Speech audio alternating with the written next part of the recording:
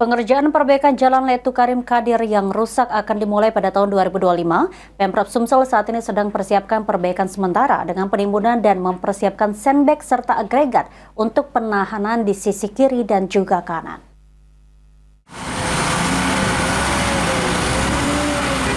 Pengerjaan perbaikan jalan rusak di Kecamatan Gandus akan dimulai pada tahun 2025. Pemprov Sumsel saat ini sedang persiapkan perbaikan sementara dengan penimbunan dan mempersiapkan sandbag serta agregat untuk penahanan di sisi kiri dan kanan. Sandbag atau kantong pasir akan ditempatkan di sisi kiri dan kanan jalan, kemudian baru diberi agregatnya berupa batu split. Langkah ini dilakukan agar jalan tetap bisa dilewati, meskipun dengan kondisi terbatas supaya tetap bisa dilalui. Kalaupun nanti tetap ada airnya tidak terlalu dalam dan bisa dilalui, karena jalan tersebut ada rongga-rongga yang memungkinkan adanya genangan air. Sedangkan untuk perbaikan permainan akan dilakukan melalui metode slide on pile atau jalan layang dengan menggunakan tiang pancang yang menembus tanah keras untuk memastikan kekuatan konstruksi jalan. Untuk perbaikan jalan tersebut dianggarkan di 2025 dengan total anggaran 7,5 miliar rupiah. Jalan ini membutuhkan konstruksi yang kuat, maka pengerjaan akan menggunakan metode slide on pile dengan tiang pancang.